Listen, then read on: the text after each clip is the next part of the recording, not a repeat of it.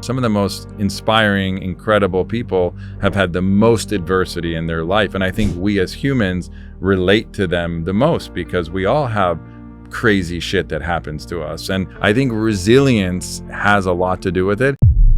If humans are not in their highest potential, in their highest level of creativity and imagination and innovation, and the things that I'm seeing in the built environment, in the material science space. I mean, there are homes that are being developed that are regenerative, that grow their own food. The innovations that we are going to see are blowing my mind. I really want to help uplift these communities and give everybody opportunity, but I want them always to remember their roots and where they came from and to get out of their comfort zone, regardless of how much they elevate. And I think that that is an important lesson to innovation and creativity. Is the struggle a necessary part of the creativity that's being created and expressed? And if we elevate to a utopian sort of thing, do we lose the creativity? What's your experience around what is the generation of so much of the art and creativity? That's a deep and profound point that I think is very...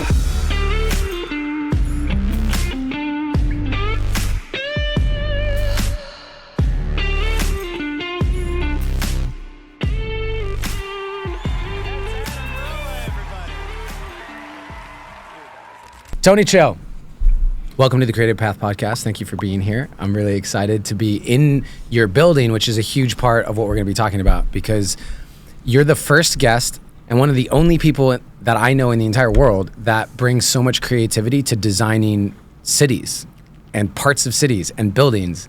And that's at a huge scale for most people that they don't even probably think about. And so I'm really excited to have you here today.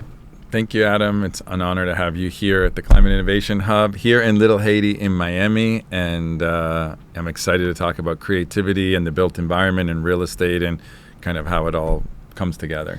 And I think for people to understand how you got to that space creatively, they need to have a little bit of background on your background, because you have one of the most interesting upbringings I have ever heard.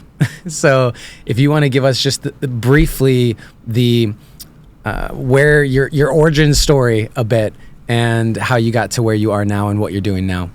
Thank you. Yeah, I mean, I can't take credit for, who I was born to and who adopted me, but it definitely has shaped who I am today, and I'm really grateful, and I wouldn't change it for the world. And it took me many decades to actually embrace that instead of reject that. So I think that's part of what I've learned in my 40s is really embracing every part of who you are and how that really informs the life that you can design for yourself. And so I was born on an intentional ashram commune that my grandmother started in the 70s. My grandmother was Ma Jaya Sati Bhagavati, also known as Joyce Green, from Coney Island, New York. And she ended up relocated to Central Florida to start her version of a utopia, which is Kashi Ashram, which is where I was born.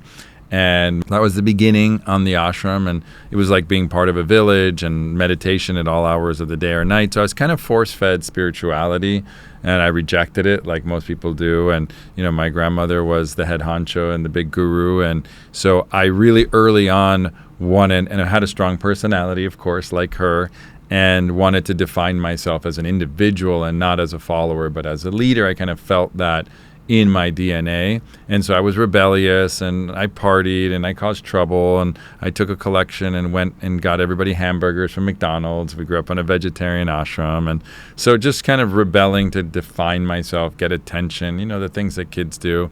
Anyway, I ended up going to Northwestern to kind of get away from the ashram and kind of establish myself and, go to an Ivy League, caliber school.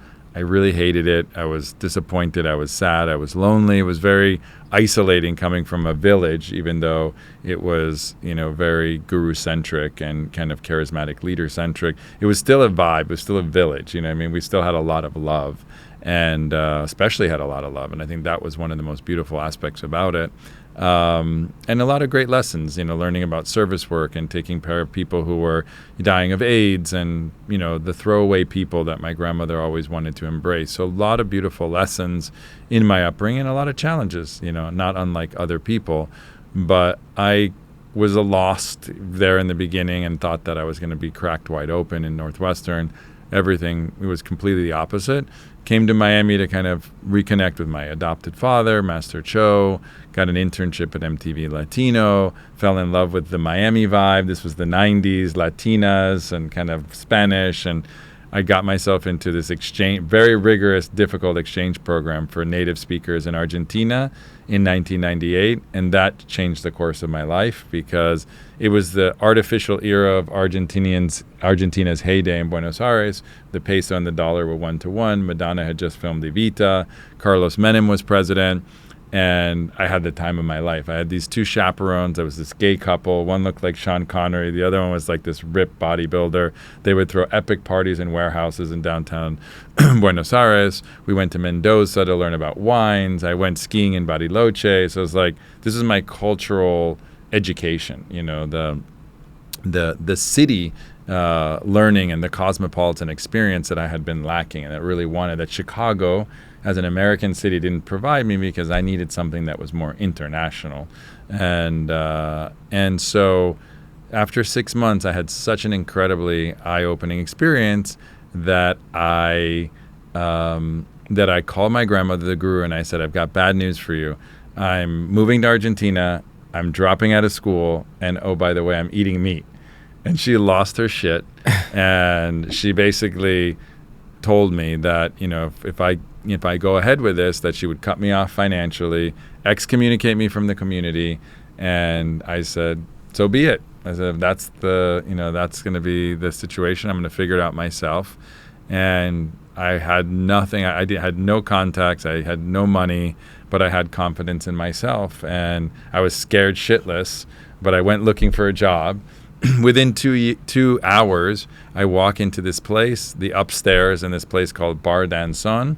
The owner, Vici, red-headed Argentinian Italian woman, was at the top of the stairs. We got to talking. We hit it off.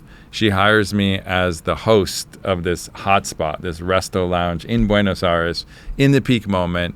And that changed my life forever because all of a sudden I started meeting the who's who of Argentina, Charlie Garcia, the president, all these characters, creatives, artists, musicians, and I was living my best life. And that took me on a path to nightlife and becoming a personality, defining my own identity, and ultimately it led me to being, a promoter and a nightlife VIP host in Miami, New York, Europe, and traveling around.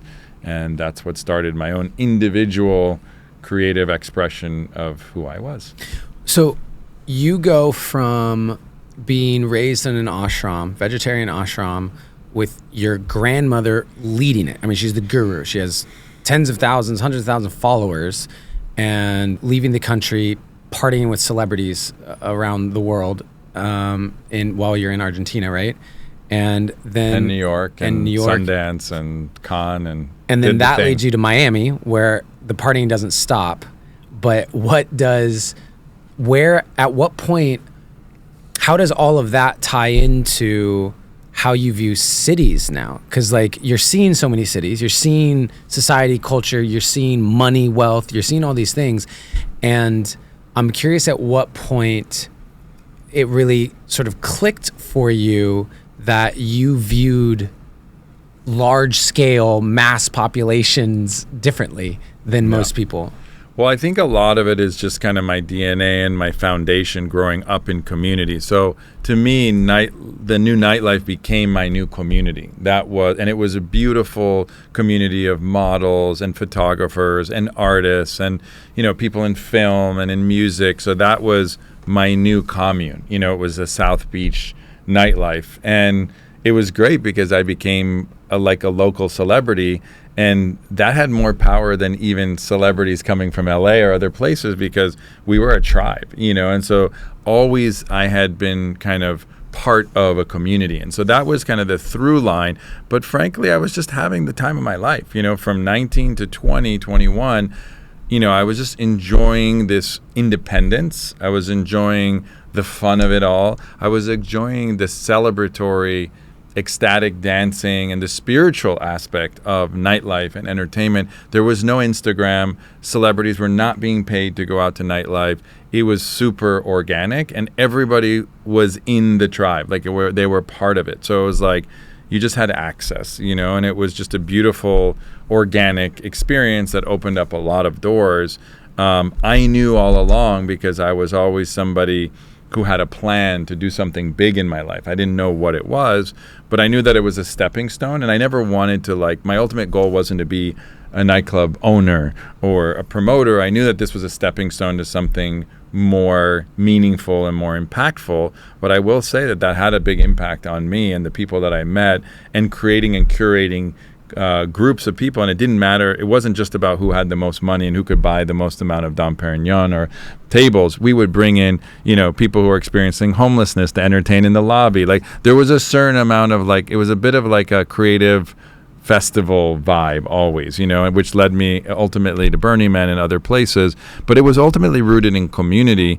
I got my real estate license, and truthfully, what ended up happening is I was introduced to the warehouse community of the artists, the makers, the people living in warehouses in Little Haiti, which is where we are now, in Little River. This woman, Esther Giori, is a Hungarian artist who sold her penthouse in South Beach when her husband died, who was a cardiologist at Mount Sinai, and then started dating this hunky, Jamaican sculptor, and they would throw wild parties in their warehouse. And I was opened up to this whole new creative class living in warehouses illegally in the urban core of Miami, which wasn't even a thing at that. People didn't even know what Wynwood Design District downtown, it didn't exist. These neighborhoods were not in the zeitgeist or there. And I was like, this is something. This is how we can reshape communities. And so the warehouse, which we're in right now, a warehouse, which is the first building I bought 20 years ago, where Muksha, which is an artist commune co-op that exists today,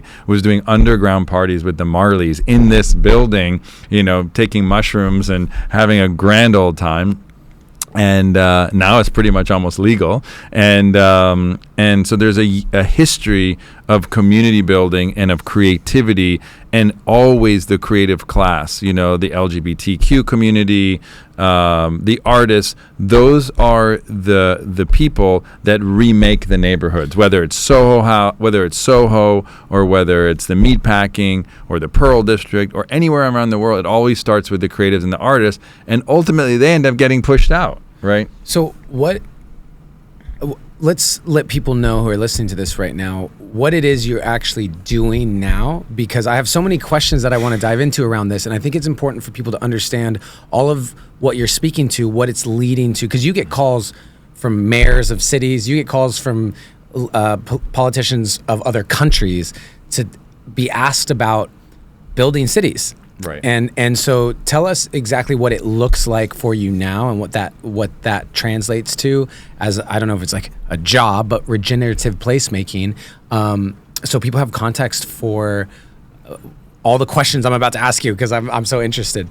Well, I didn't go from, I started as a real estate broker, just transactionally. I helped this Esther Giori sell her warehouse, and then I was exposed to this community, and then I started collecting local art. And so I became part of that community. And that was really how I got introduced to the Wynwood arts scene, essentially, and became one of the kind of, pioneers of that movement in Wynwood, which really was explosive globally. And it also had a lot to do with Instagram coming on the scene, and where public art met social media, and it was like, boom, it catapulted it, which had positive and negative impacts, as you well know, for overexposure and just real estate values. But I was very involved in the Wynwood Arts District Association, was one of the founding members of the Business Improvement District, and really intentionally, along with Tony Goldman and a host of other, thoughtful developers, investors, artists, business people, bringing, the likes of Zach the Baker and Panther Coffee, and kind of spreading these small business stories, the heart and soul of Main Street, and creating these districts, and being part of it. And then I went to Magic City, because I thought if we control the whole district, we could be more intentional and have more impact. And so those were kind of my two case studies, Wynwood and Magic City Innovation District.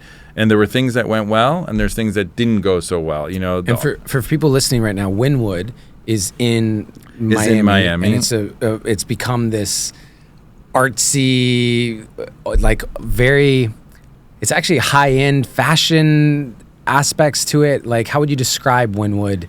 So Wynwood is a former manufacturing warehouse district from the 50s that was actually in the 80s the center of the Watts race riots, and really bad, fringy neighborhood that in the 90s, the likes of the Rubels, some of the most famous art collectors in the world, and the Margulies bought like old FBI warehouses or DEA warehouses just to store their art close to South Beach, because this is like very centrally located. All goes back to location, urban core. And then galleries started popping up. Street writers and graffiti artists started tagging buildings, and then it started to be packaged. It was just this alchemizing energy that happened. And at one point there was 100 galleries, street artists from all over the world like Shepard Fairey, in the Wynwood Walls Tony Goldman had created, and it just then Art Basel was brought to the area, expanded beyond the convention center, and so Wynwood became one of the most celebrated, or the most celebrated, street art districts in the world that has been copied around the world. And now it's accelerated, it became so expensive, so developed, that it pushed out a lot of the artists and the creatives, the original Puerto Ricans that were there. And so I saw, like, I mean, it was like basically like tech multiples. Like I was buying land at $10 a foot, and then I sold land at $1,000 a foot, you know? And so that doesn't happen in real estate. And there's good aspects to that if you're the investor, and bad aspects to that if you're an artist or a creative or need affordable housing. And so I had this aha moment, you know, during that period where I was becoming successful, but I was starting to analyze the impact or the unintended consequences of the good job of promoting a district, curating community, and kind of how that could have negative impacts of gentrification, cultural misappropriation. And so I started to hold this deep inquiry around my part in co-creating, you know, communities and cities, and revitalizing primarily underserved communities, low-income areas. So that is what preempted my passion to launch the Future of Cities, which basically was launched 5 years ago, to how we envision the way in which we revitalize cities in a thoughtful, inclusive, equitable, regenerative way that goes beyond sustainability. So for a lot of people, they're familiar with that term gentrification, and where you get all the hipster coffee shops that come in and the boutique vintage stores that sell the used jeans for twice as much, and like these things that we've seen happen, Venice, California, Brooklyn, like all of these places, right?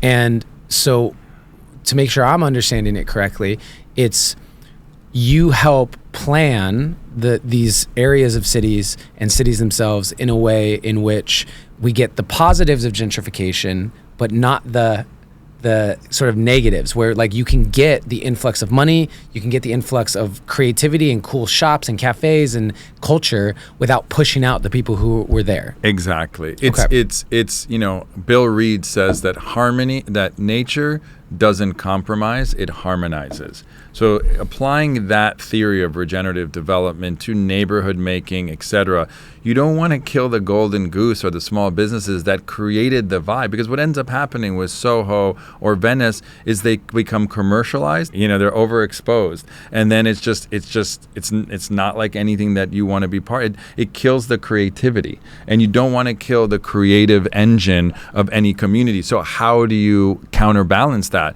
And it has to be public-private partnership at scale, education among the private sector, providing affordable artist housing, low-income housing. It's got to be balanced. So the growth has to be steady. It has to be intentional. There has to be the proper incentives so that you want these neighborhoods to grow like this forever and maintain that creativity and innovation, and not to be burned out and left in the dust for the next neighborhood, because that's also not sustainable. You want to build wealth for your small businesses. You want to build wealth for your residents, so that you want to have diversity of people, but you want to give people a hand up, not a handout. And you do want to, I mean, a successful neighborhood will eradicate homelessness, but it will also give people an opportunity to really, you know, have a small business. And I really do believe, and there's tons of data around it, that the best thing you can do to revitalize a community is invest in small business. So that, you know, you get a 3 or 4x multiple multiple on your investment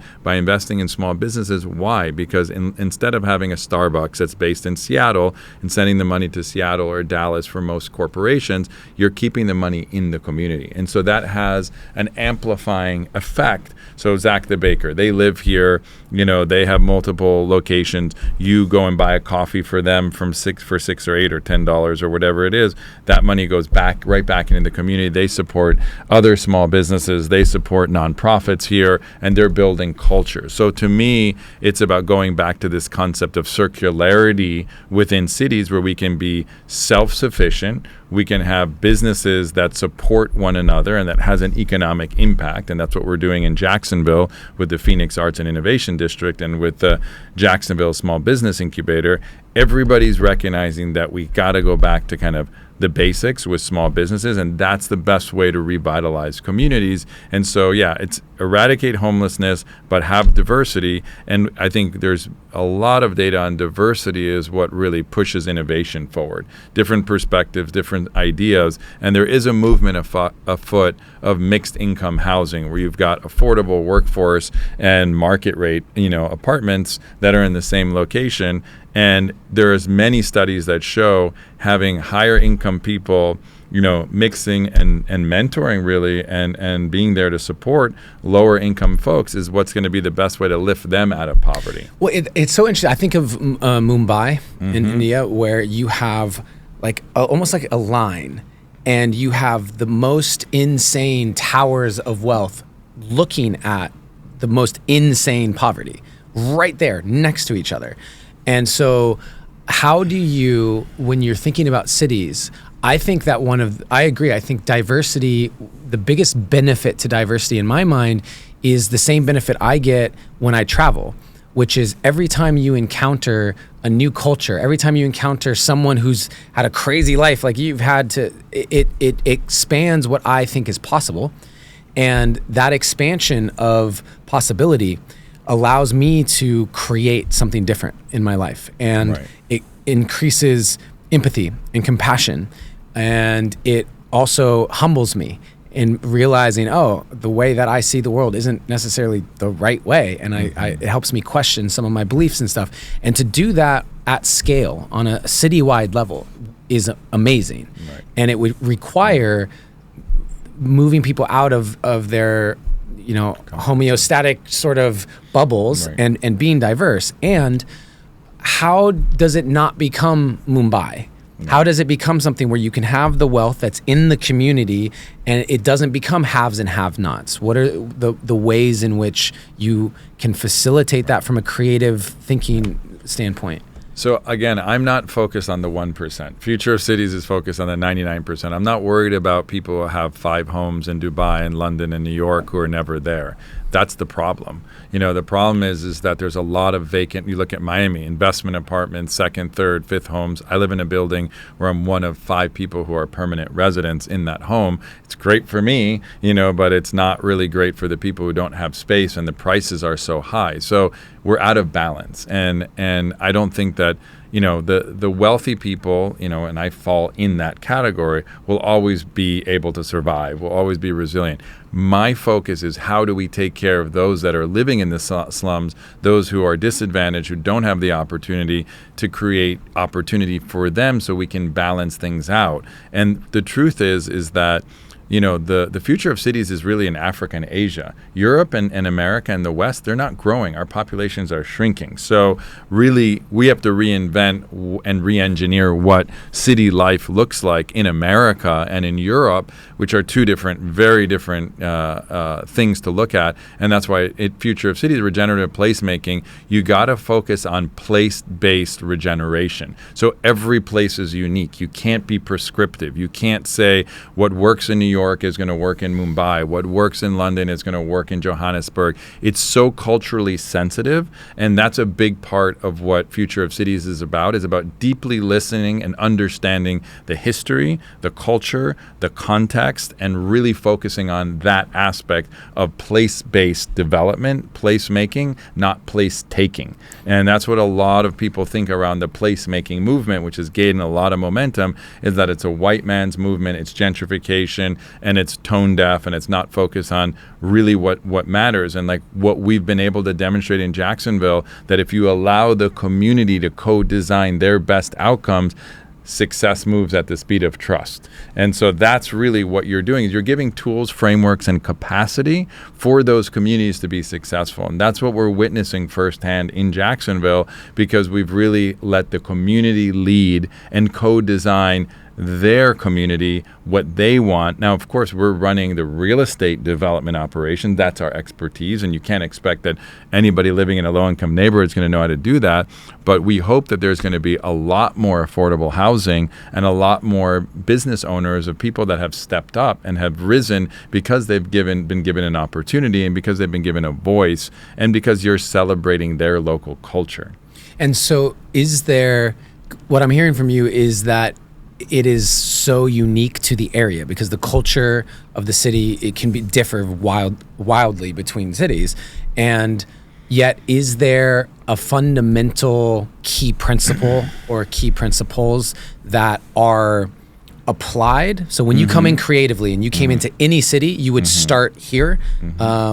Is that universal, or is literally every single place even a different framework? No, there's a lot of there's a lot of common practices, that I think are generally being accepted. This 15-minute city concept, we know that walking makes us much healthier and increases longevity. So the more you can get out of the automobile, I think generically around the world, de-emphasizing the automobile and re-emphasizing human beings interacting, walking or biking, that's a universal concept, no matter what the culture is. In places, in like Denmark and other places that are exemplifying that, are showing higher rates of happiness and higher rates of satisfaction and, longevity and things like that. So we have Amsterdam's amazing. Amsterdam is another example Totally. of it. And so you've got, principles that, that are kind of universal. Small businesses, farmers markets, circular economies, walkability, public transportation,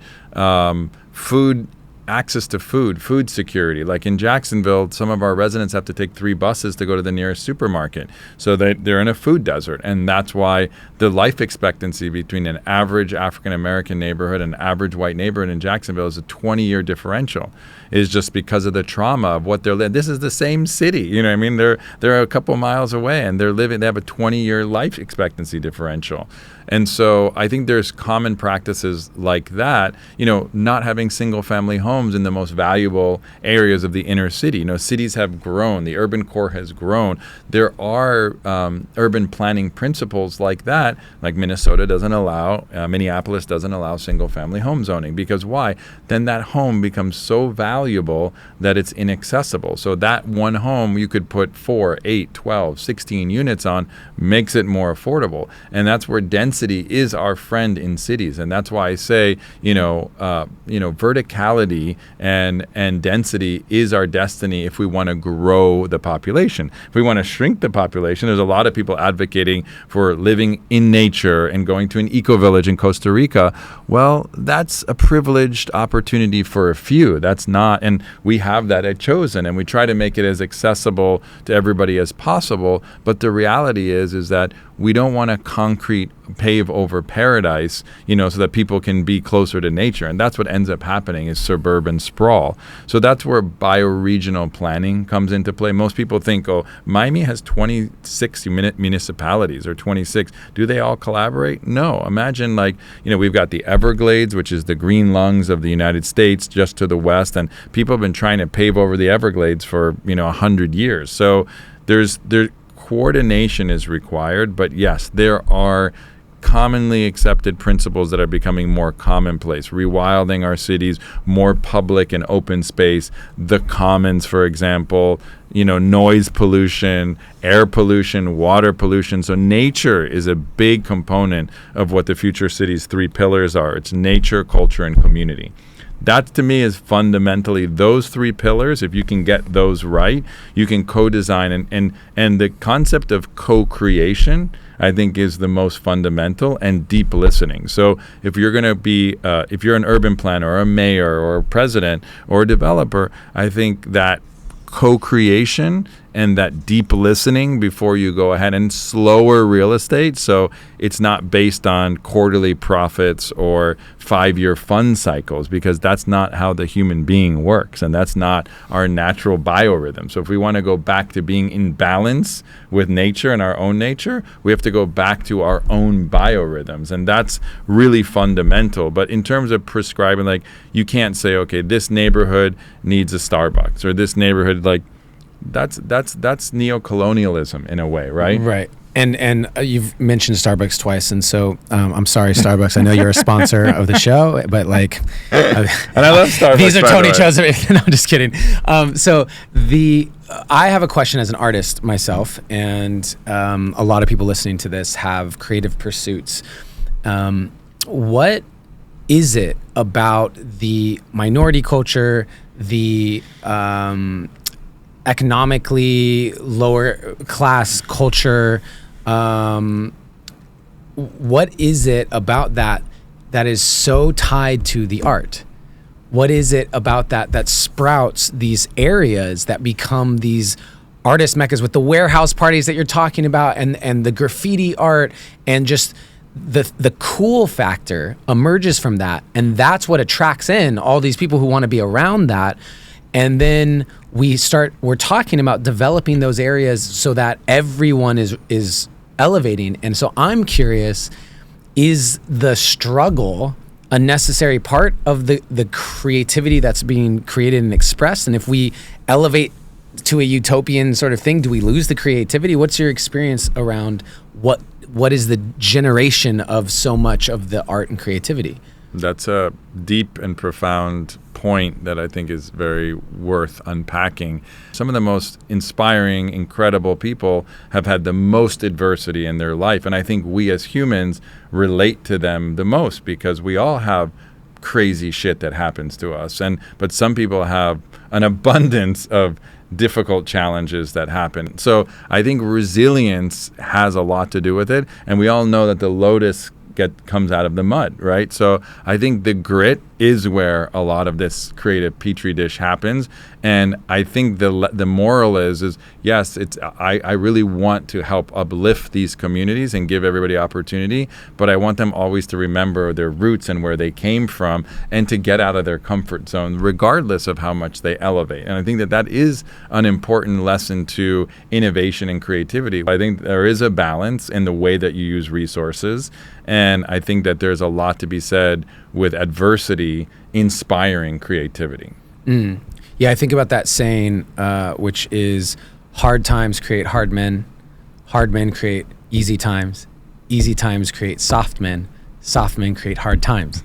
And so this idea that if we make it too easy, that we lose something that is inherently important to the survival of our species and our ability to be resilient. And I'm curious because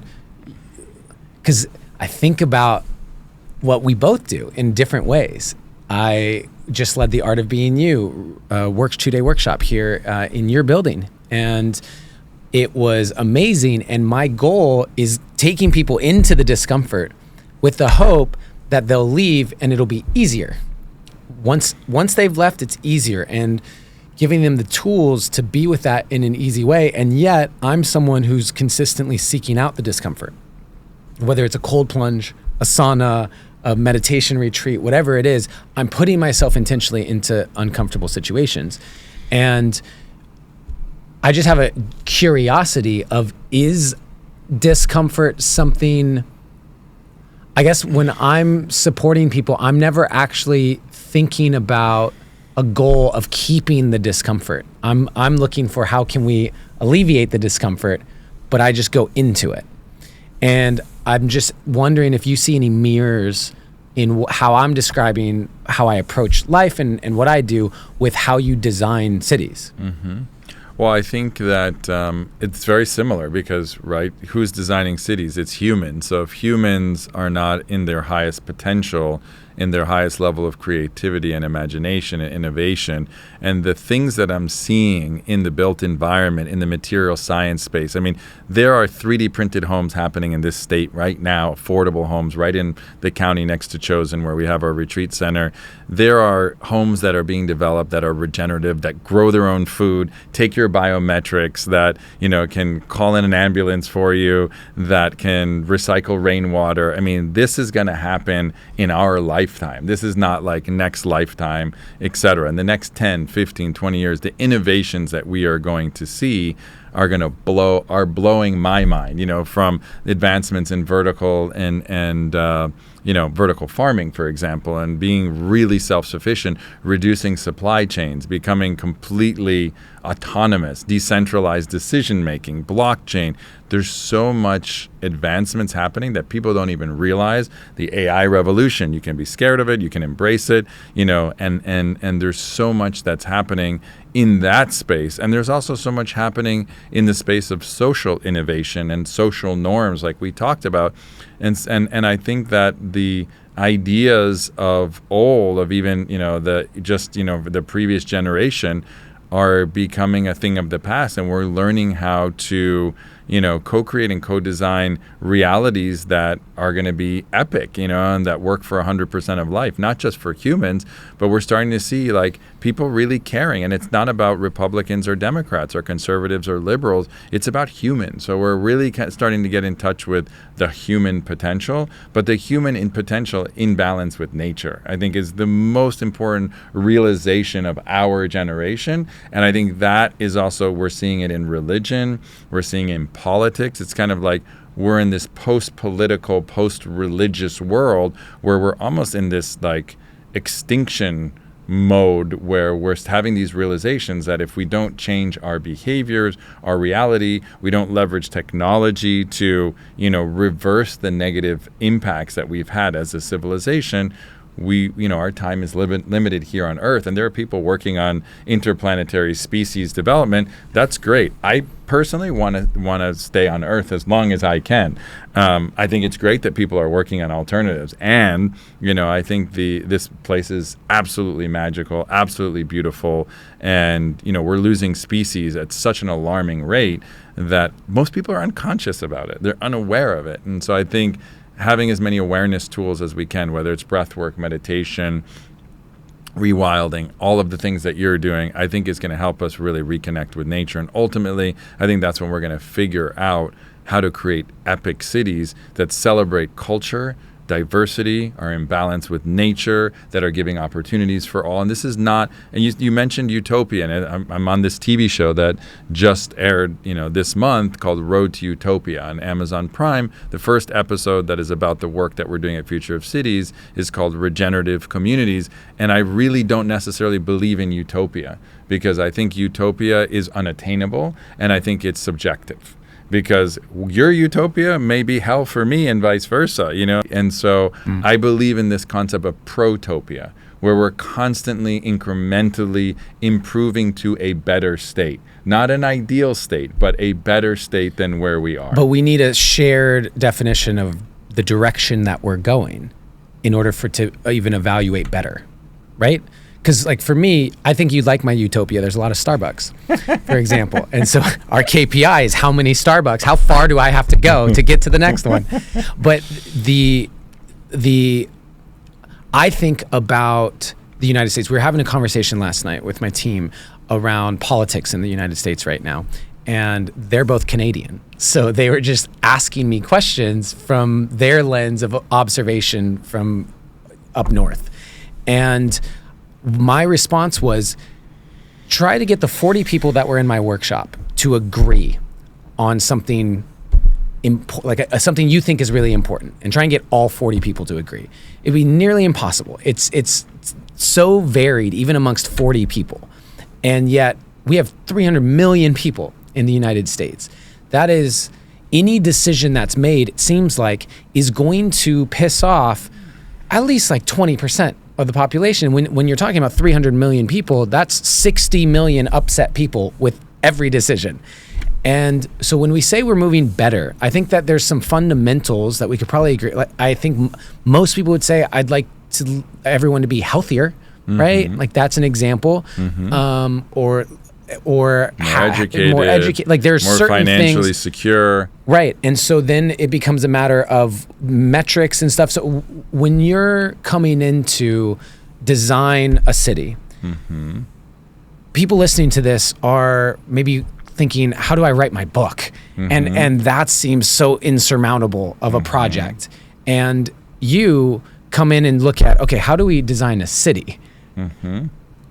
What is the scope? What is the start of that? What is the I can't even imagine the amount of different variables and how long something like that takes.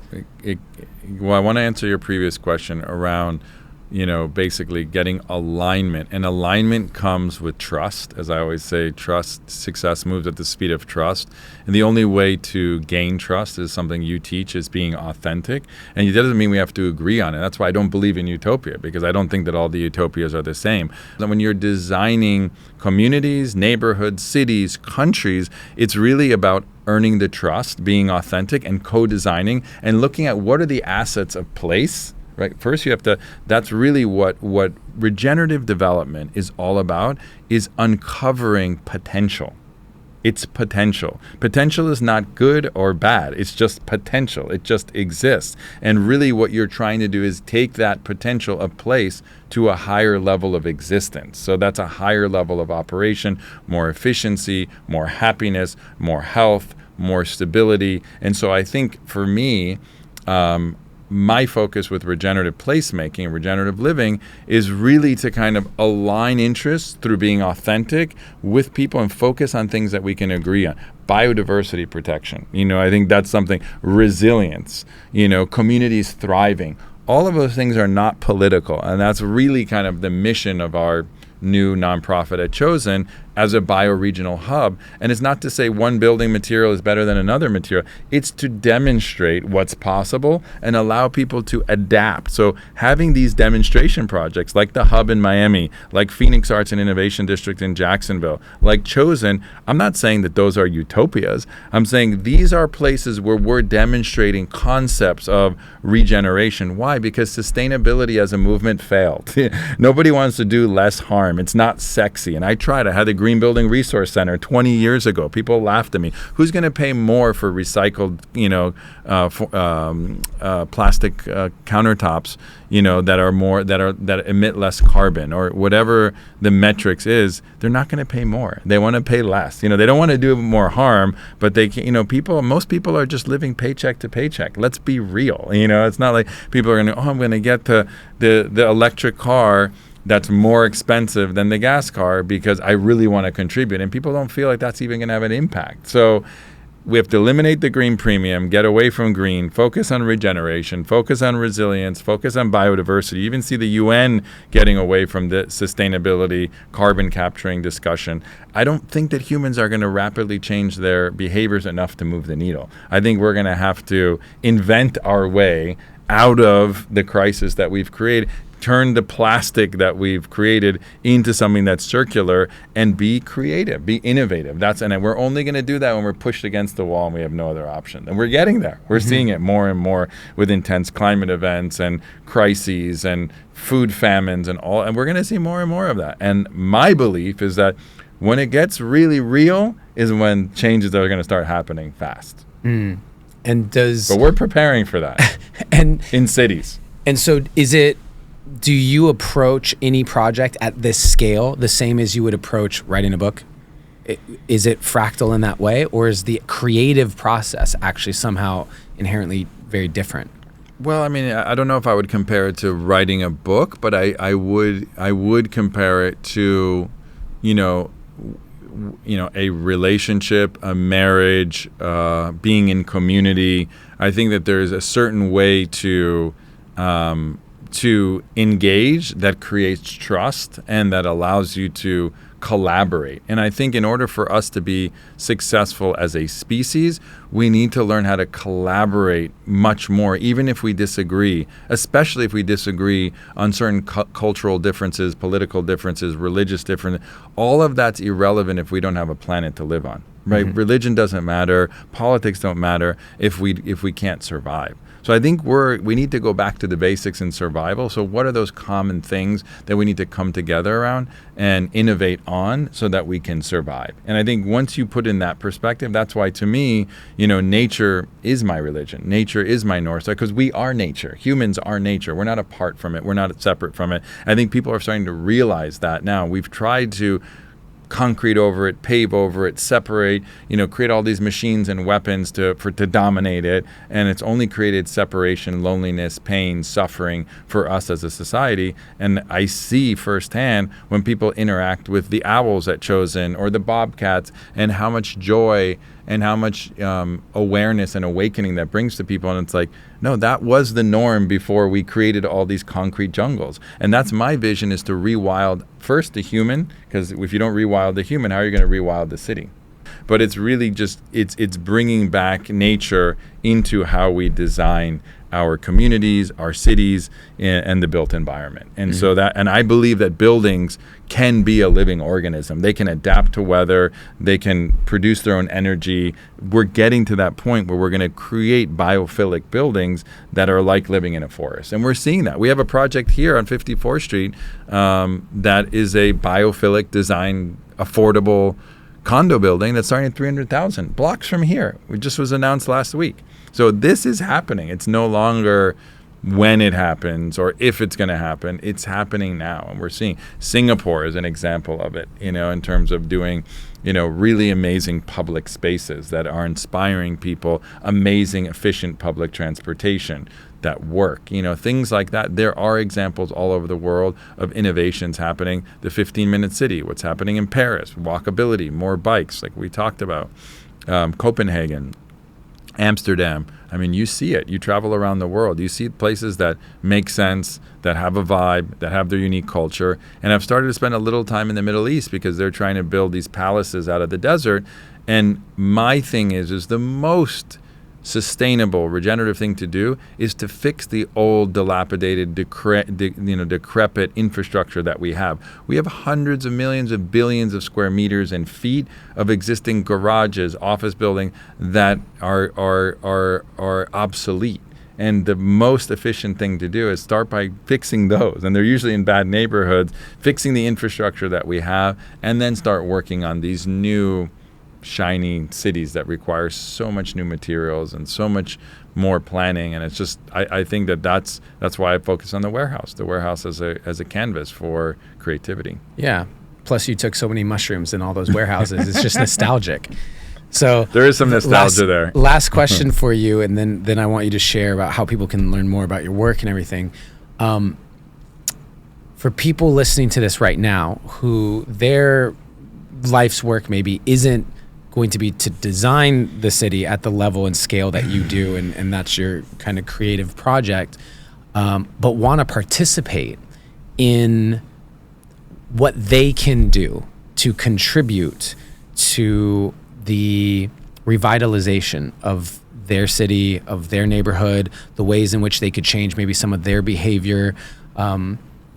You're creating the containers for the city to operate in a certain way, but what do you want the people to know about how they can show up on a day-to-day inside their own communities to help make this process work?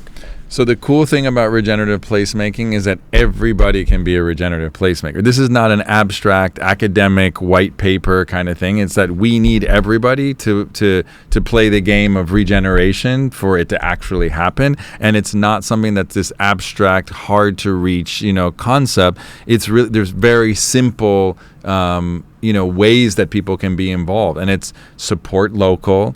It's de-emphasize the automobile, get out on your bike, walk around, be part of things that are going to make your city a better place by supporting small businesses. If you are a small business, create an alliance, support farmers markets and makers markets and what we call gilding, which is going back to the medieval concept of going back to the basics, where there's just, we see that in Miami, we're starting to see that more and more because Miami is a diverse place. And that's why Miami is having a regenaissance. And I call Miami the Atlantis of our time, because it's also the most threatened by sea level rise and climate change. That's not keeping away all the wealthy people who keep on buying $50 million homes like they're pancakes, but we're seeing so many creatives and artists and people coming around, and like just even Miami Beach, where you see the beach walk, or you see South Point Park. It's just the engagement and getting out there and walking and regenerating your own body and yourself. The sunshine, getting sun. So regeneration starts with the self, whether that's having a practice of breath work or meditation, or dealing with your own trauma, whether that's through psychedelic assisted therapy, or there's so many things that are helping to deal with trauma, family constellation work, so there's a lot of stuff that's happening kind of in the personal development space. And I think for us to be a regenerative society, we have to start regenerating the individual. So it's about people loving themselves first. And I think that's what you can do to start regeneration, is just love yourself. So it's super simple. The work that you're doing, Adam, with really people discovering their purpose, who they are, those are things to do. But supporting the butcher, the baker, the barber, the local business, the small business, the independent, the creative, the artist, so it's about changing your feeling towards a behavior. I think that's what it starts with. And then also get involved in decisions in your community and demand more of the private sector and the public sector, and be engaged, be an engaged citizen. And those are ways that regeneration can happen. And there's many, many more ways that can happen, but it really can start with the individual and just being the best and being the most successful in what you do as an individual, as a creative, and supporting one another. I think that's a new paradigm, is we're kind of like this going beyond competition to cooperation to cooperation. I think that's what we're going and beyond, because I think it's getting out of this scarcity mentality and realizing there's so much abundance in nature, in ourselves, and it's not just financial abundance, but community is an abundance, and really I think investing in community, what I've seen is it's create the most resilience in my life. When I've gone through the most difficult time, is cultivating that authentic community that you talk about. That's really one way that we can be regenerative placemakers, So I think there's many ways, but really it starts with the individual. It doesn't have to be a mayor or a developer. The regenerative placemakers are the small people doing the small act. Grow a garden, or, be part of a community garden or a CSA, get your hands in the dirt. Those types of things are showing so much, improvement in people's lives. I've been gardening now more than I've ever done before, and I just love it. I love the diversity of activity, of not just being in front of a computer. We weren't designed to sit in front of a screen or a computer. That's not our purpose in life, and we've been dragged into that by technology. The other thing I can recommend is appropriate use of technology. Don't let technology run your life. Use it as a tool to make your life better. Yeah, 100% agree. And it's obvious there is such a wealth of knowledge here, and it's a life's work for you. So why don't you let people know where they can find out more about your work, what you do, regenerative placemaking, the show, all of it. So the easiest place is on Instagram. You can follow me at Tony Cho, or check out my new website and sign up for my Substack on regenerative living. And what's the website? Tony-Cho. Tony-Cho. Tony-Cho, Tony-Cho.com. Well, everybody, we'll put that in the link in the show notes. And thank you very much for your time today. I know that you got a lot of podcasts that are competing for your attention. And even though this one is empirically the best, I know that sometimes you want substandard podcasts in your life just for that diversity and struggle of listening to something that's not as good. And so we really appreciate your time. If you've enjoyed this, please share it out with a friend or a loved one, and tag us on social media and let us know what you gained from the episode. That's always just so motivating to me as a podcast host and someone who wants to continue to be in your ear as you go through your day. So I appreciate you all so much, and want to remind you that always, in all ways, you are seen, you are heard, and you are loved. Thank you so much for watching this video. I really appreciate you taking the time. If you are interested in building a life that you love through the 3 pillars of relationship, business, and creativity, then I encourage you to continue checking out more of my content, including this video, which I really think that you will like.